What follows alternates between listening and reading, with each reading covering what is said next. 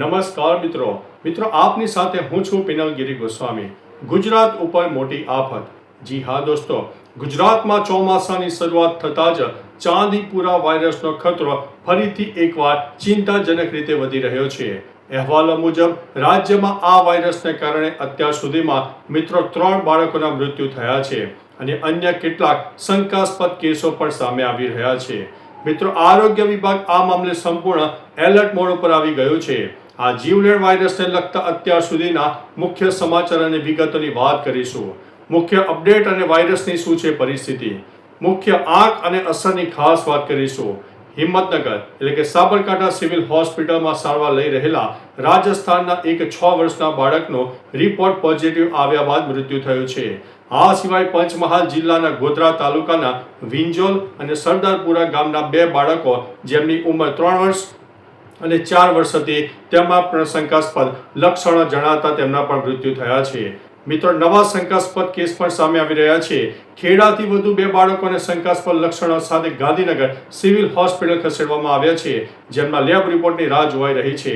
સૌથી વધુ અસરગ્રસ્ત વિસ્તારોની વાત કરીએ તો હાલમાં આ કેસો ઉત્તર ગુજરાત અને પૂર્વ પટ્ટીના આદિવાસી વિસ્તારો જેમ કે સાબરકાંઠા, પંચમહાલ, બનાસકાંઠામાં વધુ અસર જોવા મળી રહી છે। ચાંદીપુરા વાયરસ શું છે અને મિત્રો કેવી રીતે ફેલાય છે? ચાંદીપુરા વાયરસ મુખ્યત્વે સેન્ડ ફ્લાય એટલે કે માટીની માખ હોય તેનાથી ફેલાય છે। આ સિવાય તે ઈતરડી અને અન્ય મચ્છરો દ્વારા પણ ફેલાઈ શકે છે। આ વાયરસ સીધો સેન્ટ્રલ નર્વસ સિસ્ટમ પર હુમલો કરે છે, જેના કારણે મગજમાં સોજો આવે અને જેને એક્યુટ એન્ફ્લોલિટિસ સિન્ડ્રોમ કહેવામાં આવે છે। નોંધનીય છે કે આ વાયરસ એક વ્યક્તિથી બીજી વ્યક્તિમાં ફેલાતો નથી। સૌથી મોટો ખતરો, આ વાયરસ 14 વર્ષથી નાના બાળકોને ઝડપથી નિશાન બનાવે છે અને તેનો મૃત્યુદર 56% લઈને 75% સુધીનો હોય છે।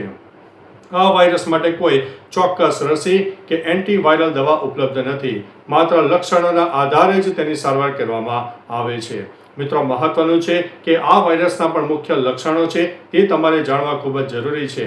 જો બાળકોમાં અનેક લક્ષણો દેખાય, જેવા કે તમને અમે જણાવી શકીએ છીએ, સામાન્ય તાવ ન ગણી અને તેને તાત્કાલિક ડૉક્ટરનો સંપર્ક કરવો, અચાનક તીવ્ર તાવ આવી જવો, ઉલટીઓ થવી, મિત્રો માથામાં અસહ્ય દુખાવો થવો, ચક્કર આવવા અથવા તો બેભાન થઈ જવું, આંચકી આવી એટલે કે ખેંચ આવી, આ મુખ્ય લક્ષણો માનવામાં આવે છે।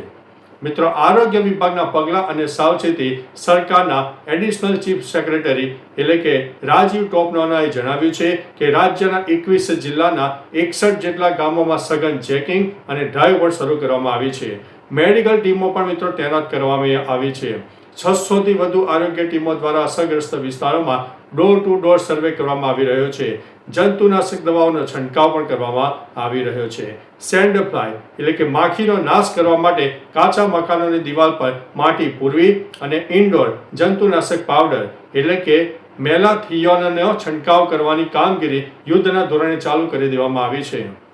મિત્રો, વાલીઓ માટે ખાસ સલાહ છે કે ચોમાસા દરમિયાન બાળકોની આખી બાયના કપડાં પહેરાવવા અને ઘરની આસપાસ સ્વચ્છતા જાળવવી અને મચ્છરદાનીનો મિત્રો ખાસ ઉપયોગ કરવો। આ તેના એક કહી શકાય કે સાવચેતીના ભાગરૂપે આપણે ચોક્કસથી આટલું કરી શકીએ છીએ। બાકી મિત્રો, તમારા વિસ્તારમાં પણ ગંદકી હોય તો તેને સ્વચ્છ કરવા માંડજો અને કંઈક નાની મોટી તિરાડો હોય તો તેને પણ પૂરી દેજો અને માખી મચ્છરથી તમે થોડા દૂર રહેજો, જેથી આપણે સ્વાસ્થ્ય સામે મોટી તકલીફ ન થાય। તો ચાલો મિત્રો, ફરી લેટેસ્ટ ઇન્ફોર્મેશન અને નવા સમાચાર લઈને મળતા રહીશું। ત્યાં સુધી અમને રજા આપશો। નમસ્તે।